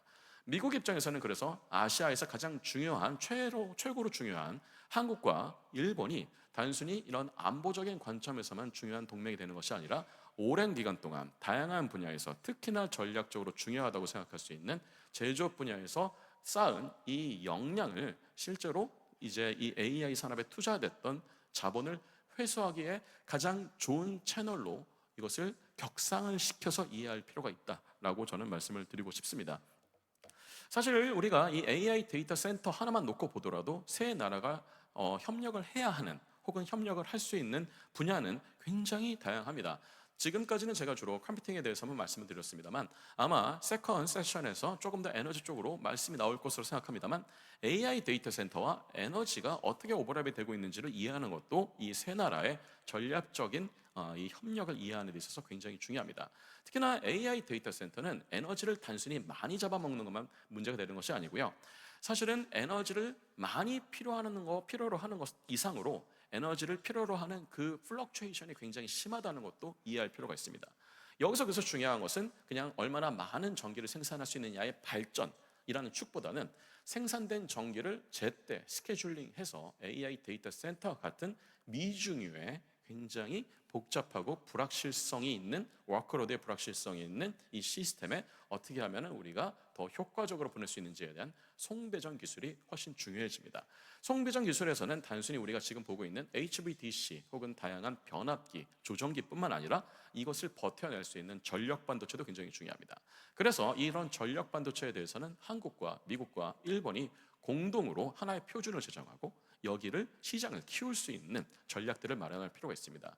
유감스럽게도 한국은 반도체 제조 강국임에도 불구하고 이런 메모리 외의 여러 시스템 반도체 혹은 이런 비메모리 반도체에서는 상대적으로 글로벌 경쟁력이 약한 상황인데요. 대표적으로 지금 말씀드린 이런 전력 반도체 같은 것들이 큰 수요의 포텐셜이 있음에도 불구하고 아직까지는 한국에서 충분히 경쟁력을 가지고 있지 못한 부분인데, 반대로 얘기하면 이 지점들은 또 이 세 나라가 같이 협력을 하면서 파이 자체를 키울 수 있을 뿐더러 이 기술의 다음 세대의 로드맵을 주도할 수 있는 분야이기도 합니다. 그리고 이제 지금 말씀드린 전력뿐만 아니라 또 하나의 인프라 축, AI 데이터 센터 혹은 이런 반도체 팹을 위한 또 하나의 인프라 축은 산업 용수 쪽입니다. 사실 저희가 산업 용수를 이 얘기를 할 때는 반도체 팹과 AI 데이터 센터를 어느 정도는 분리해서 볼 필요가 있습니다. AI 데이터 센터에 들어가는 물은 대부분 다 쿨링용입니다. 냉각용이라는 뜻이죠. 그리고 냉각은 대부분 다 이 증발을 통해서, 잡열을 통해서 열 전달을 가지고서 이 열을 빼내는 방식으로 쓰이게 되고요. 반도체 팹에 들어가는 산업용수는 대부분 세정용입니다. 그래서 세정용이어서 없어지지는 않습니다만 폐수가 나온다는 게 문제가고, 그래서 그 폐수를 처리할 수 있는 시설들도 문제가 되는데, 사실 우리나라 한국이 현재 물 부족 국가로 분류가 되지는 않습니다만 이게 들어서게 될 반도체 팹이나 AI 데이터 센터가 들어서게 될 지역은 앞으로 이러한 팹들이나 AI 데이터 센터로 인해서 그 지역에 국한이 돼서 이런 수자원 부족 현상을 겪게 될 가능성도 있습니다. 그래서 이런 수자원을 관리하는 방법들, 기술적인 방법들, 그리고 물을 쓰지 않는 새로운 냉각 기술들, 냉각의 순환 기술들 같은 것들도 앞으로 이 세 나라가 협력을 할 수 있는 지점이 될 것이라 생각합니다. 지금 보시고 있는 이 그림은 어제 우리가 알고 있는 AI 데이터 센터가 하나의 종류로 돌아가는 어떤 큰 시스템이 아니라 그 시스템 안에는 각각의 업무를 담당하는, 각각의 AI 알고리즘을 담당하는 클러스터로 이루어져 있다는 것을 보여주고 있는 간략화된 그림들입니다.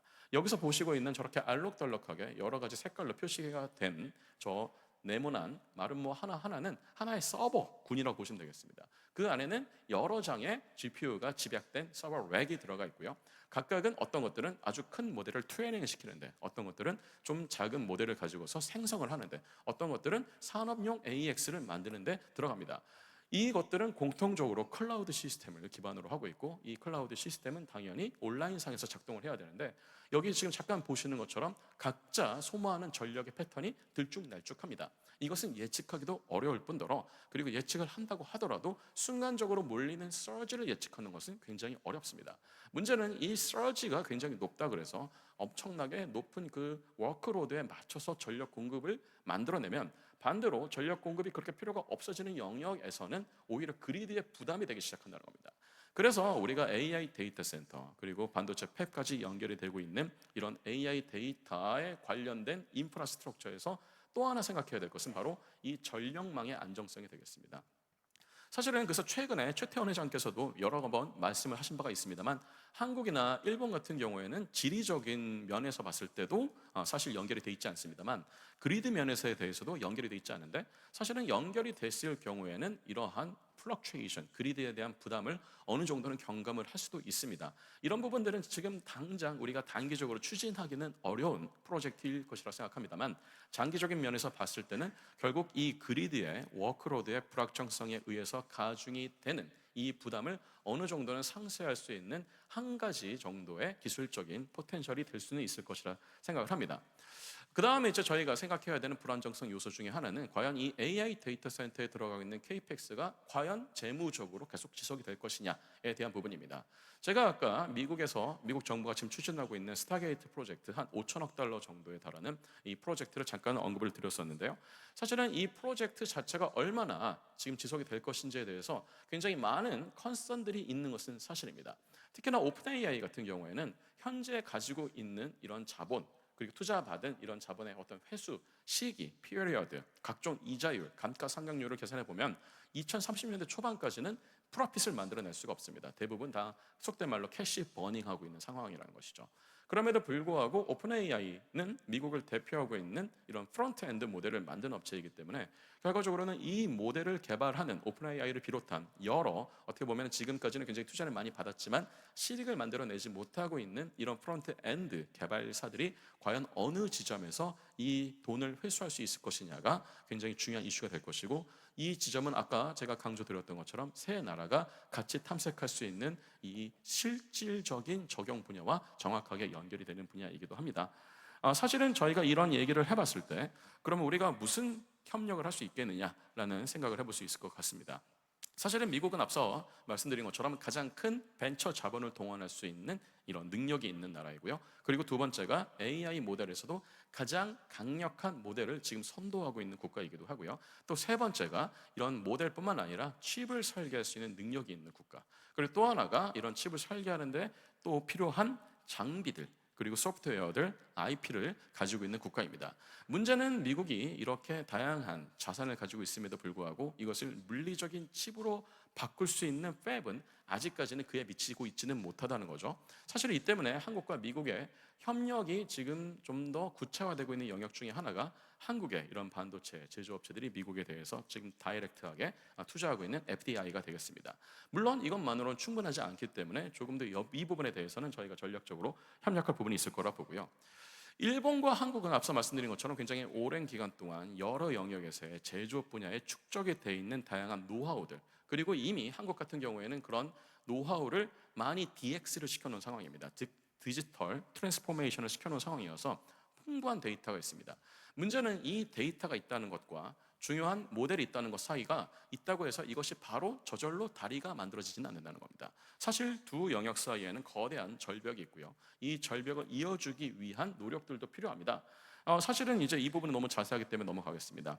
여러 가지 저희가 얘기를 할 수 있겠습니다만 사실 여기서 굉장히 중요한 이슈 중에 하나는 이 세 나라가 그렇다면 여러 가지 싱귤러 포인트가 모이고 있는 영역 중에 하나인 이러한 자본을 회수하고 이런 지속 가능성을 담보하고 정말로 리얼 월드의 중요한 난제를 풀고 산업의 혁신을 하기 위해서 협력을 할 수 있는 분야를 찾아야 된다는 것이고, 저는 그 중에 가장 우선순위로 꼽을 수 있는 것은 아까 잠깐 언급드렸던 이런 MAX, 즉 Manufacturing AI Transformation이 될 것이라 생각합니다.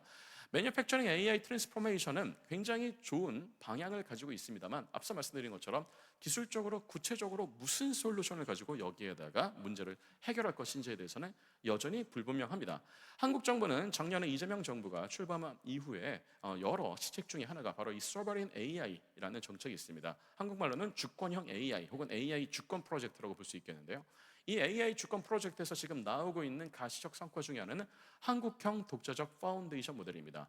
그런데 이제 이것을 저희가 한국형 독파모라고도 부르는데요. 독파모에서 끝나는 것이 아니라 이 독파모가 제조 영역으로 전이가 되는 것이 굉장히 중요하고, 그 과정에서 사실은 가장 큰 모델을 가지고 있는 그 모델에서 이런 제조업 분야로 어떻게 들어갈 것인지를 만들어낼 수 있는 브릿지가 되게 중요합니다. 이미 엔비디아 같은 경우에는 작년 GTC에서도 이것을 피지컬 AI라는 하나의 개념으로 구체화시킨 바가 있고요. 이 피지컬 AI는 좁게 본다 그러면은 로봇이나 아니면은 이런 자율주행차 같은 플랫폼으로 들어가는 기술을 얘기할 수도 있겠습니다만, 조금 더 크게 확대해 본다 그러면 결국은 지금 말씀드린 맥스를 포괄하는 개념이 될 것이라 생각합니다. 결국 이 브릿지를 만든다는 것은 기업들 입장에서 봤을 때, 특히 AI 전문 기업이 아닌 전통적인 매니팩처링에 주목을 했었던 기업들 입장에서 봤을 때는 바로 가져다 쓸 수 있는 경량화된, 그리고 가격 대비 성능비가 높은 그런 모델들을 의미합니다. 다시 말하면 이 기업들이 이미 쓰고 있는 ERP 프로그램들이나 아니면 MIS 시스템과 부드럽게 인테그레이션이 될 수 있는 제조 특화된 파인 튜닝 모델이 필요하다는 것이고, 그 파인 튜닝 출발점은 미국의 모델이나 한국의 독파모가 될 수도 있을 것이고, 그 과정에서 훈련 데이터는 한국과 일본이 가지고 있는 다양한 제조업 데이터가 될 수 있을 것이고, 그 과정에서 우리는 제조 AX를 포괄할 수 있는 하나의 공통 플랫폼을 만들 수 있을 것이고, 그 플랫폼이 만들어진다는 것은 비용을 절감할 수 있으면서도 그 다음 세대로 가기 위한 로드맵을 공동으로 만들 수 있다는 것을 의미하는 것이기도 합니다. 그래서 사실은 미국에서도 이 부분에 대해서 이미 작년 11월 말에 또 하나 아주 중요한 프로젝트가 나와 있었던 저런 제네시스 프로그램 같은 것들이 있습니다. 제네시스 프로그램은 미국의 디파트먼트 오브 에너지 산하의 17개 정도의 이 내셔널 랩이 공동으로 추진하고 있는 일종의 이 국가 R&D 가속화 프로그램인데, 국가 R&D 가속화 프로그램이 향하는 지점은 결과적으로는 기초과학뿐만 아니라 결국 산업에 응용이 될 것이고요. 그 산업에 응용해서 지금 구체적으로 많이 얘기가 나오고 있는 것은 에너지, 그리고 다양한 제조, 그리고 이런 항공이나 운송이나 방위 산업, 우리가 생각할 수 있는 대부분의 산업이 여기에 다 포괄이 될 수가 있습니다. 그래서 이러한 부분들이 세 나라가 같이 해볼 수 있는 지점이 되지 않겠는가 생각을 합니다. 그리고 이제 좀 메모리에 대해서 한 2분 정도 남았는데요, 말씀을 잠깐 드리고 마무리를 하도록 하겠습니다. 아까 제가 말씀드렸던 것처럼 한국의 메모리 강국이고, 현재 메모리 슈퍼사이클을 이끌고 있고, 앞으로 이 슈퍼사이클은 적어도 1, 2년 정도는 갈 것이다 라고 많이들 얘기를 합니다만, 이게 메모리가 병목 지점이 되고 있다는 사실 자체는 바뀌지가 않습니다. 그래서 이 부분을 어떻게든 간에 완화를 해야 하는 노력들이 기술적으로, 정책적으로, 산업적으로, 동시다발적으로 일어날 겁니다. 그런데 이것은 한국의 메모리 업체들 입장에서 봤을 때는 위기이자 동시에 기회가 되기도 합니다. 특히 위기라고 제가 생각하는 이유 중에 하나는, 이게 너무 가격이 올라버리면은 다른 소비하는 고객들 입장에서 봤을 때는 이것을 이제 어떻게 보면 동의할 수 없는 수준까지 올라갈 수 있기 때문에 어느 정도는 이것을 완화할 수 있는 정책적인 바운더리들이 필요하고, 이것은 한국 혼자서 하기는 어렵다고 생각합니다.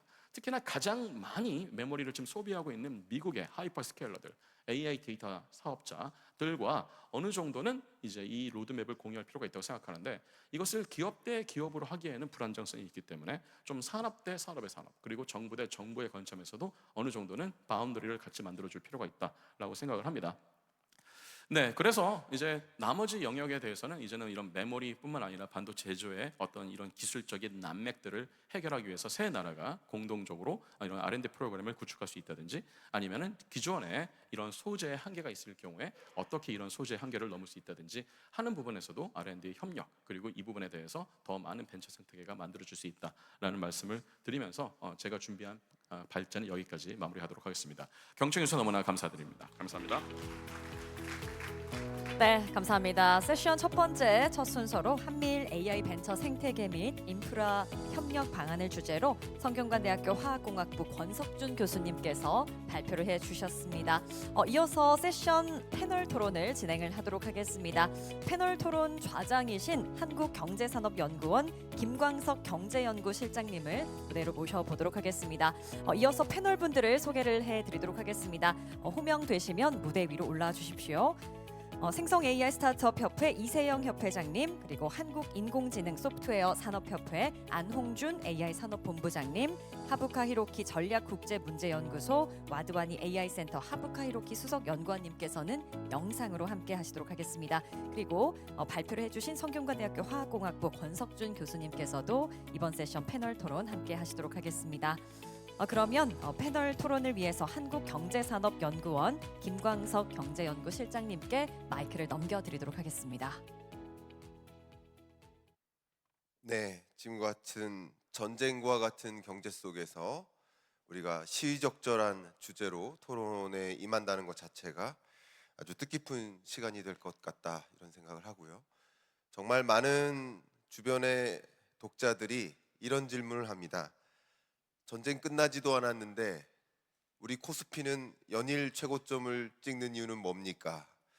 그 질문에 대한 답변으로 오늘의 발제와 오늘의 토론이 충분히 가름할 수 있을 것이다, 이런 생각을 먼저 해드리고 싶습니다. 저도 줄곧 AI는 이제 시작이다 라는 말씀을 드려왔는데, AI 거품론에 거품이 꼈다 라고 말씀을 드려왔는데, 아마 지금 들으신 발제와 토론을 통해서 충분히 그 부분에 대해서 고개가 끄덕여지시지 않으리라 생각합니다. 저는 포스트 워라는 대주제하에 전쟁 이후에 구조적 변화가 다가올 것이다라는 생각을 해오고 있습니다. 일시적 변화도 있지만 다시 제자리로 돌아가는 변화도 있지만 다시 제자리로 돌아갈 수 없는 완전히 달라지는 경제 구조, 그런 구조적 변화가 전개될 것이라고 보고 있는데 그 구조적 변화에는 분명 AI 트랜스포메이션과 에너지 트랜지션 이 두 가지 대주제가 있다고 볼 수 있겠습니다. 특히 앞에 말씀 주신 발제에는 우리가 강구해야 될 AI 영역을 이제 AI 풀스택이라고 표현해 본다면 하나가 AI 인프라, 그 위에 AI 모델, 그리고 나아가서 AI 서비스에 이르기까지 전방위적으로 우리나라가 잘할 수 있는 영역, 또 한미일이 함께 공조 체제를 통해서 이뤄나갈 수 있는 영역을 잘 의견을 제시해 주신 것 같습니다. 자, 이제 저는 좌장으로서 토론을 이어갈 텐데요. 시간적 제약에 있지만 충분히 좋은 인사이트를 끌어내기 위해서 한 분 한 분께 토론의 기회를 드리고자 합니다. 먼저 자리에는 모시기 어려웠지만 영상으로 참여해 주신 하부카 히로키 수석연구원님의 토론을 먼저 들어보도록 하겠습니다.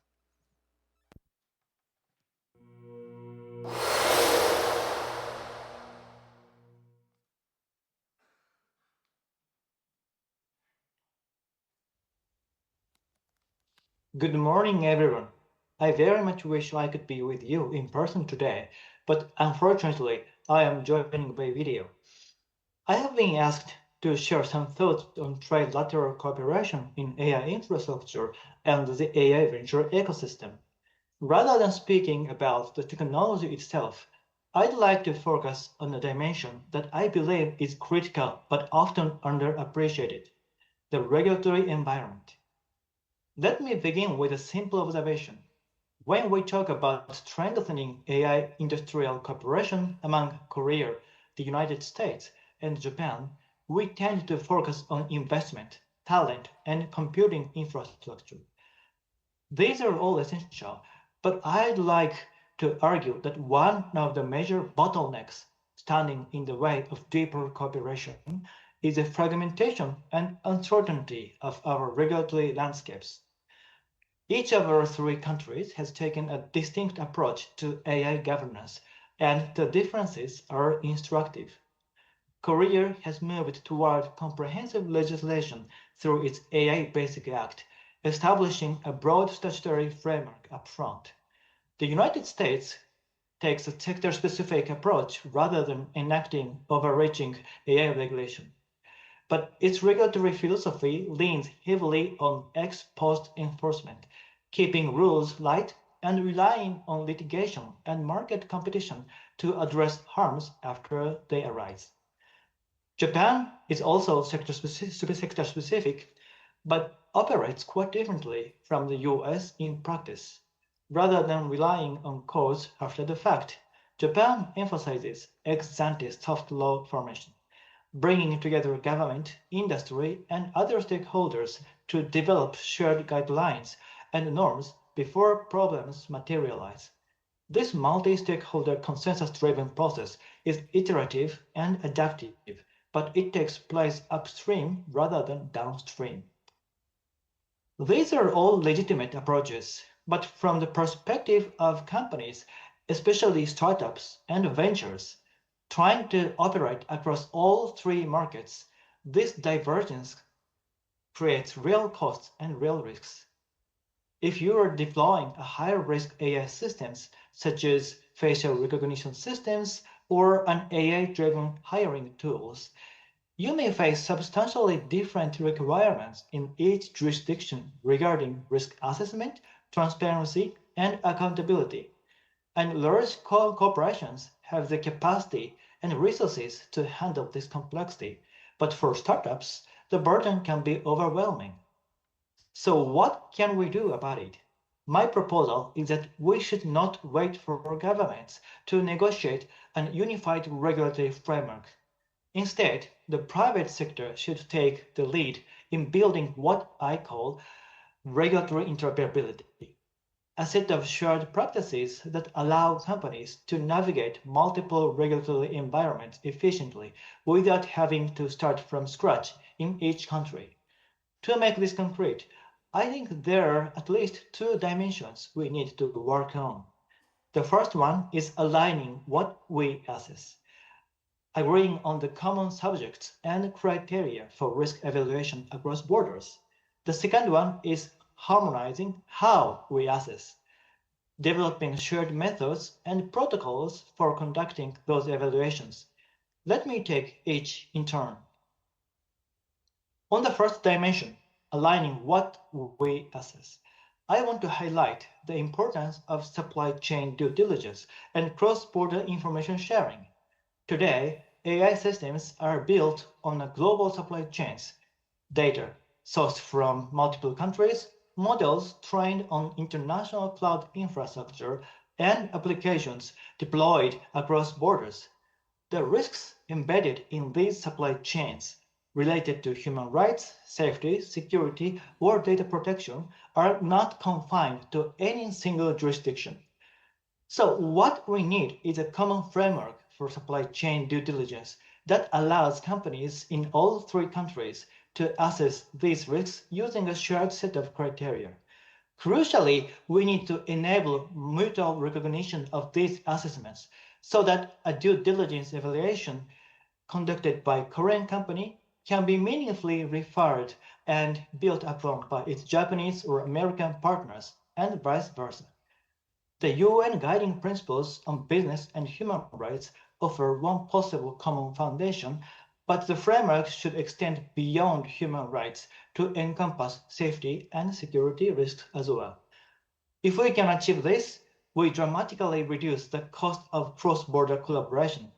Instead of each company conducting redundant assessments for each market, partners in a trilateral supply chain can share and build on each other's work. On the second dimension, harmonizing how we assess, I want to point to AI safety testing as a concrete area for cooperation. Techniques such as red teaming, where evaluators deliberately probe AI models for vulnerabilities and failure modes, are gaining traction in all three countries, but the specific methodologies, benchmarks, and reporting formats still vary considerably. If industry groups in Korea, the US, and Japan could converge on shared testing protocols and mutual recognition of test results, the benefits for ventures would be enormous. A startup in Seoul that has already passed a rigorous safety evaluation should not have to repeat the entire process to enter the Tokyo market or Silicon Valley market. Shared evaluation standards lower barriers to entry and accelerate the growth of a truly trilateral AI venture ecosystem.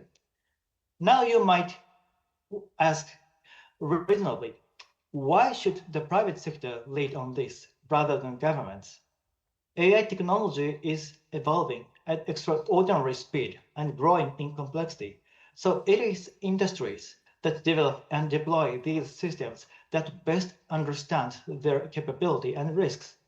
That means industry is not just well positioned to lead on governance. It has a responsibility to do so. Responsible governance of AI cannot be built from the outside alone.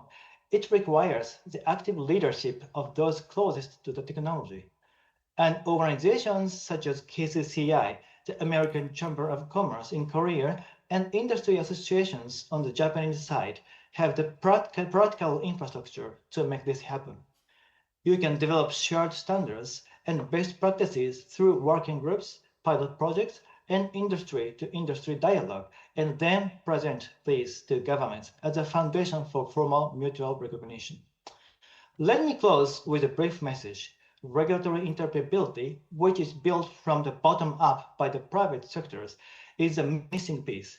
And I believe that this seminar and the network represented in this room can serve as a starting point for that effort. Wishing you all pleasant and fruitful day, and thank you very much.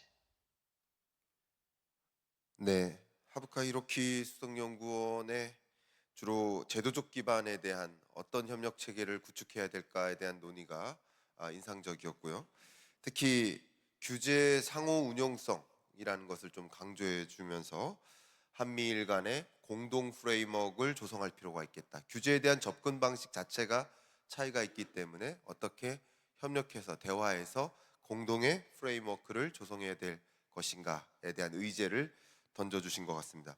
이어서 오늘 발제를 맡아주신 권석준 교수님께 또 질문을 이어가 볼까 하는데요. 최근 AI 산업에서 이런 한미일 간의 가장 큰 협력의 필요성, 그 가장 큰 변화를 직면했을 때 어떻게 협력해야 될지에 대한 고민을 해야 될 텐데, 그 변화에 대응하기 위해서 세 나라가 어디부터 협력해 나가는 것이 좋은 방법일지, 이제 중장기적인 뷰도 말씀 주셨지만 단기적인 과제부터 하나하나 초석을 마련해야 될 것이다라는 관점에서 어떤 협력을 시작하는 것이 좋을지 의견을 한번 부탁드려 보도록 하겠습니다. 네, 뭐 제가 아는 범위 내에서 잠깐만 말씀드리면, 단기적인 면에서 봤을 때는 앞서 제가 발제에서 말씀드렸던 것처럼 결국 이 메모리 병목 지점이 모든 AI의 확산에서 가장 큰 걸림돌로 작용하고 있기 때문에, 어떻게 보면은 당분간은 우리가 알고 있는 현재의 메모리 시스템으로 버틸 수는 있겠습니다만, 어느 정도 시간을 벌고 있을 동안에 더 새로운 메모리 반도체가 생길 수밖에 없고, 그쪽에 대해서 더 많은 압박이 들어올 수밖에 없다고 생각합니다. 그래서 이제 미국의 이런 다양한 설계 기술들, 그리고 AI 특화된 모델들, 다양한 메모리 관리 알고리즘들이 여기에 들어올 수 있게 되겠고요. 또 여기에서 중요한 것 중에 하나가 또 패키징과 제조 쪽인데, 제조에서는 미국뿐만 아니라 일본의 이런 소부장 생태계가 여전히 굉장히 강력한 경쟁력을 가지고 있습니다. 그리고 한국은 말할 것도 없이 이런 메모리 제조에 대해서는 아주 좋은 기반을 가지고 있을 뿐더러 또 자체적인 모델, 그리고 아까 말씀드렸던 다양한 분야로 적용이 될 수 있는 파운데이션 모델들의 파인 튜닝 시스템도 어느 정도 갖춰지고 있습니다. 그래서 일단은 세 나라가 이렇게 새로운 메모리를 만든다 그랬을 때 어떤 한 회사, 어떤 한 나라 혼자서 만들 수는 없다라는 부분에서 공동의 인식을 가질 필요가 있을 것 같고요. 이런 기술이 나왔을 때 상당히 많은 신기술들은 안타깝게도 사장이 됩니다. 아주 좋은 기술적인 성능이 있다 하더라도 양산이 어렵다든지 비용이 너무 높다든지 아니면 특정한 회사만 유리하다든지 하는 판단이 들 경우에는 확산이 어렵기 때문에 어느 정도의 좀 공통의 플랫폼을 만들 필요가 있고, 인증 평가를 할 수 있는 신뢰 기반을 구축하면서 이게 하나의 어떻게 보면 표준으로 자리 잡을 수 있도록 할 수 있는 노력부터 저희가 단기적으로 해볼 수 있다고 생각합니다.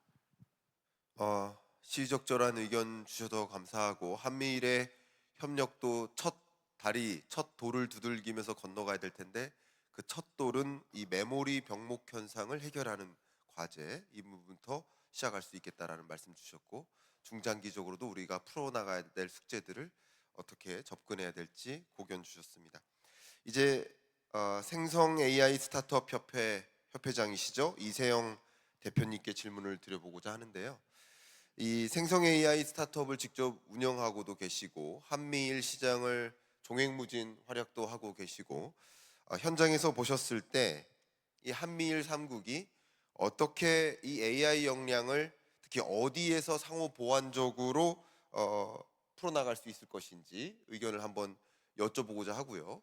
또 업계에 계신 또 대표님으로서, 장본인으로서 이 3국 시장을 오가면서 뭐 시장을 개척해 나가야 된다는 이 스타트업 관점에서 봤을 때 좀 시급히 풀어줬으면 좋겠다 하는 그 제도적 완화, 규제 완화, 어떤 것들이 있는지 한번 여쭤보도록 하겠습니다.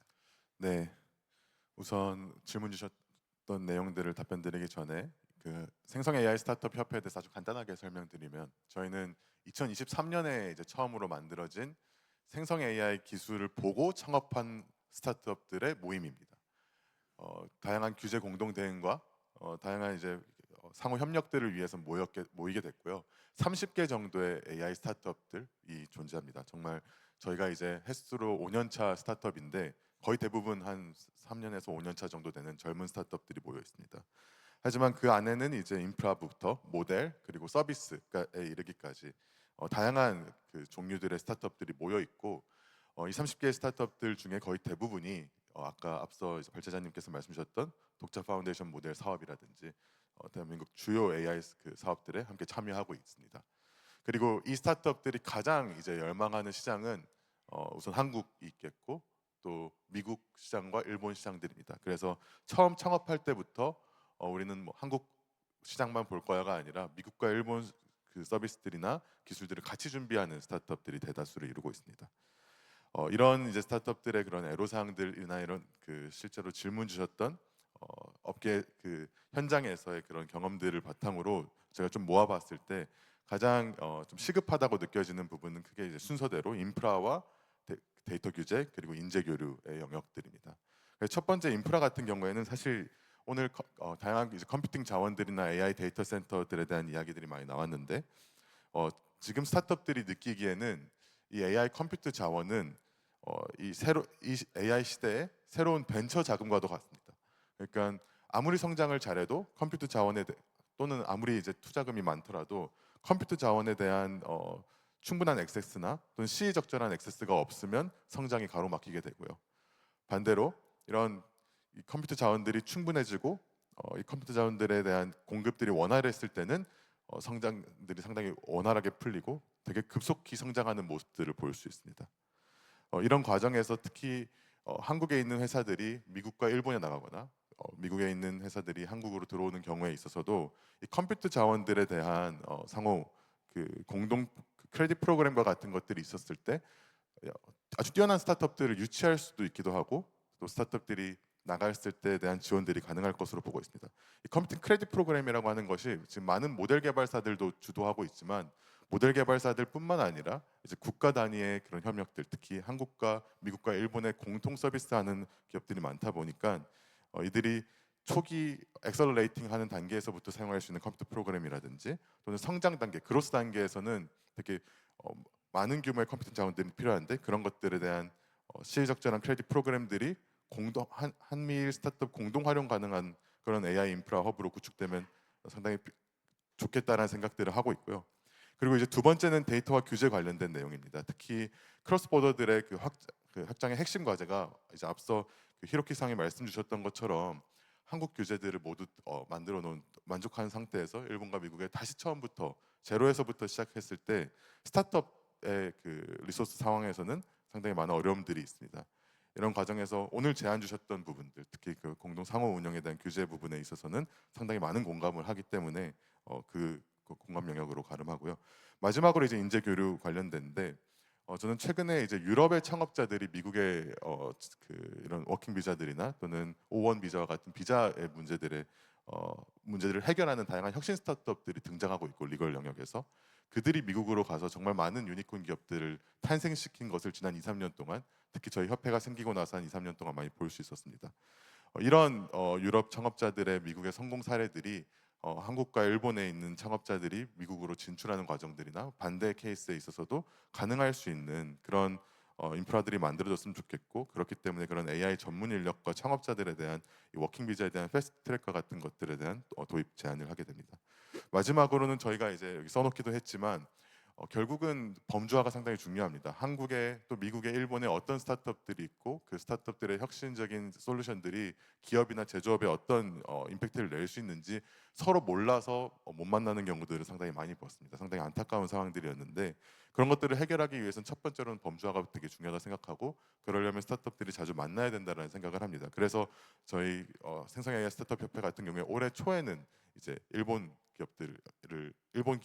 가서 일본 기업들과 함께 제조업들이나 대기업들이 사용할 수 있는 다양한 AI 전환 솔루션들에 대해서 한국에는 이런 솔루션이 있고 일본 스타트업들이 이런 솔루션을 가지고 있다는 것들을 충분히 이제 많이 말씀드릴 수 있는 순간들이 있었는데 그런 게 이제 한국과 일본을 넘어서 한국과 미국, 일본 3국이 그런 스타트업들의 민간 주도 협력 플랫폼들에 대한 활성화들이 상당히 중요할 것이라고 생각합니다.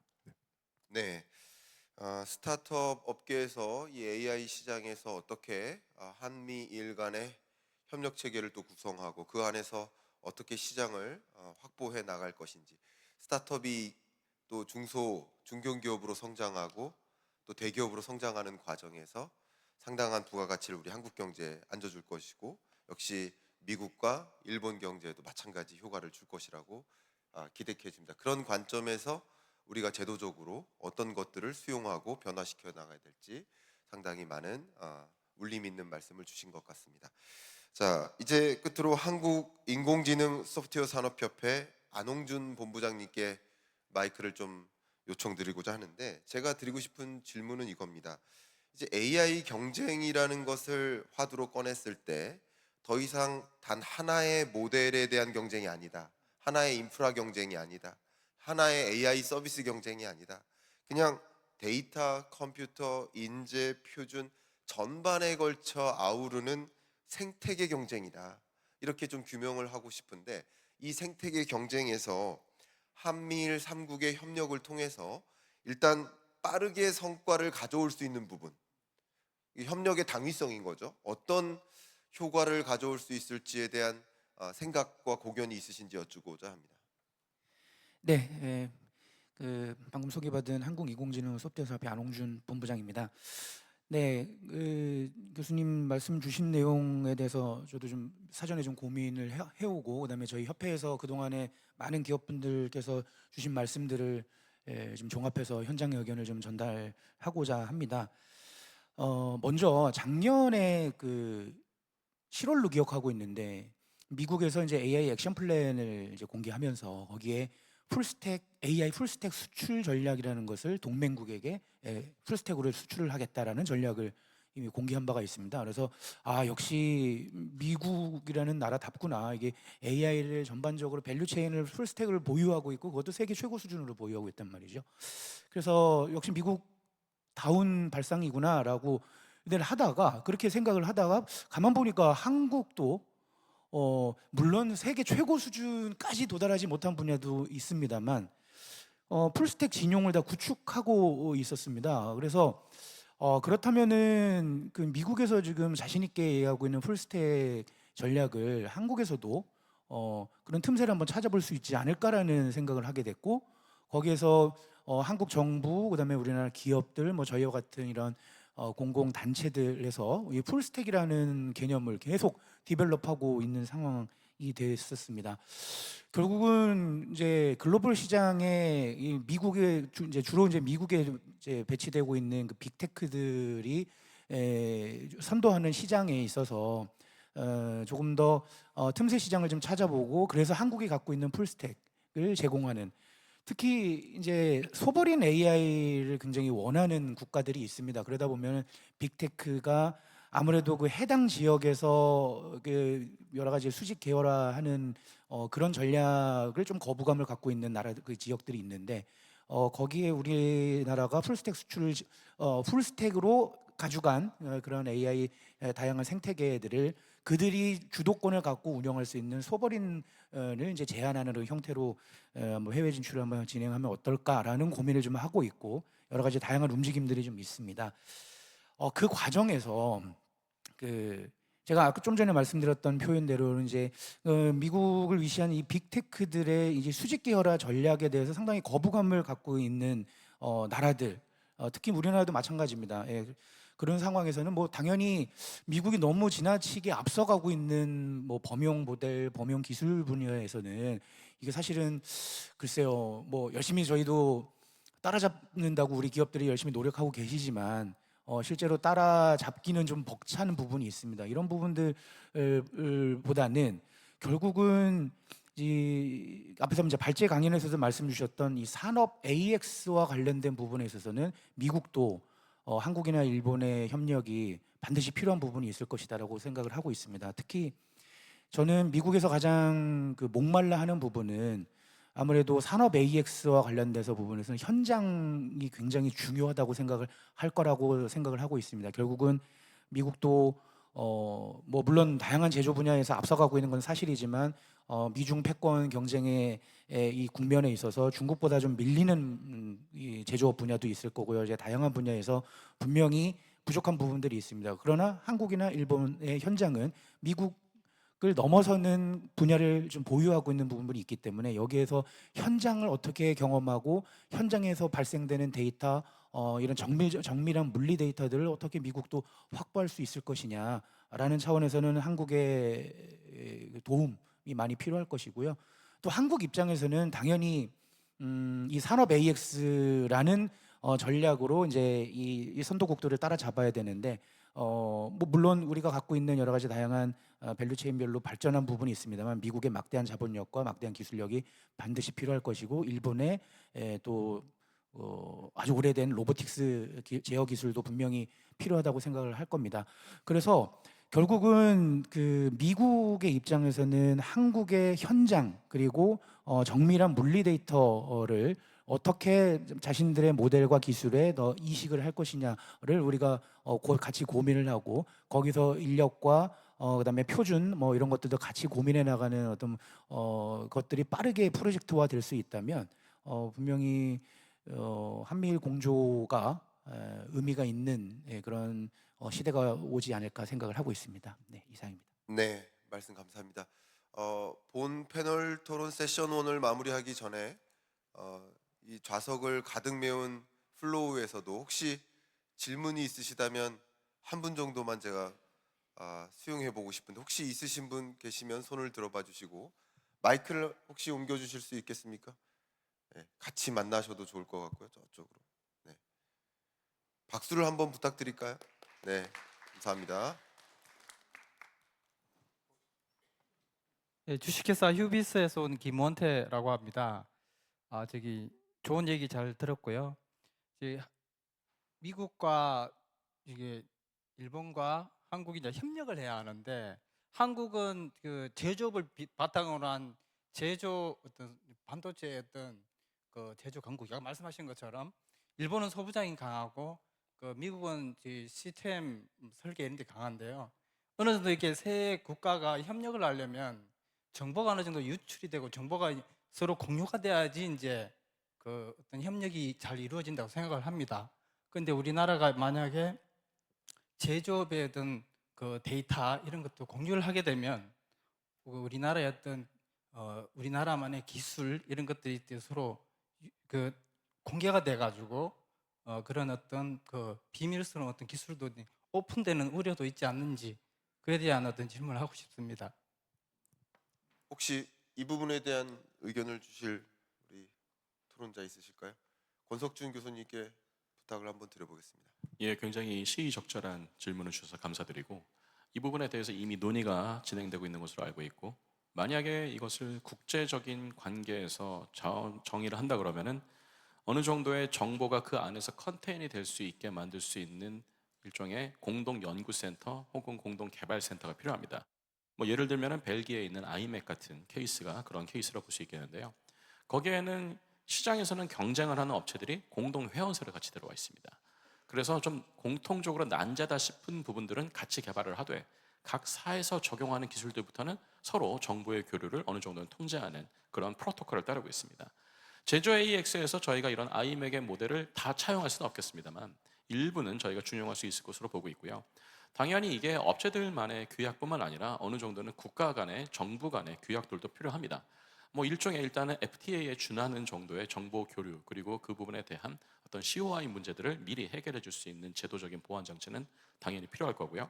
아까 이제 우리 히로키 상에서도 말씀하셨던 것처럼 최소한의 서로 신뢰할 수 있는 기반들은 만들 필요가 있고 제조 AX에서 기술 유출에 대한 컨선이 있는 것은 사실인데 그런 것들은 저희가 의료 AI에서 이미 많이 활용이 되고 있는 이런 익명화 그리고 단위를 없애는 이런 중앙화 그리고 다양한 이런 노멀라이제이션 기법들을 사용해서 그리고 필요하다 하면 일부 데이터 같은 것들은 상호 간에 쓸 수 있는 사람들끼리만 볼 수 있는 암호화된 데이터들로 활용이 가능한 기술들이 이미 나오고 있어서 그런 기술들을 같이 개발하는 것도 중요하고 그 기술들을 같이 준용하는 프로토콜을 만드는 개념으로 어느 정도는 이 부분에 대처할 수 있다고 생각합니다. 의견 주셔서 감사하고 세션 1을 통해서 이 AI를 중심으로 한 한미일 산업협력 어떤 제도적 보완 장치가 필요한 것인지 또 어떤 협력에 따른 성과가 기대되는 것인지 또 우리는 어떤 방향으로 이런 파트너십을 강화할 것인지 구체적인 안에 대해서 대화를 나눌 수 있었던 소중한 시간이었고 이것이 하나의 초석이 되어서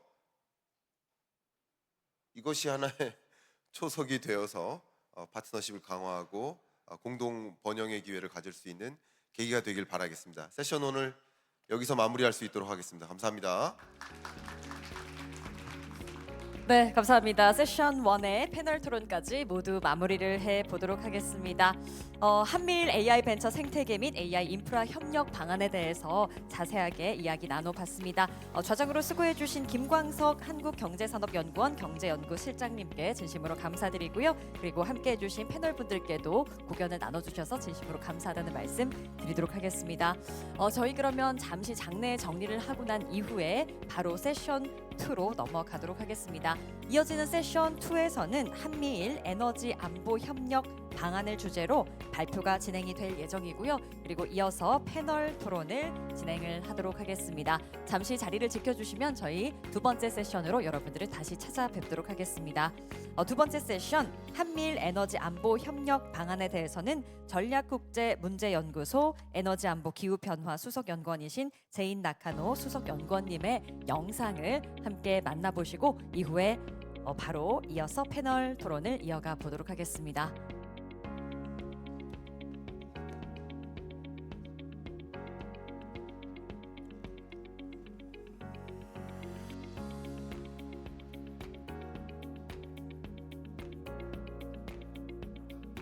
네, 저희 잠시 장내 정리를 하는 동안 잠시 휴식 시간을 가지도록 하겠습니다.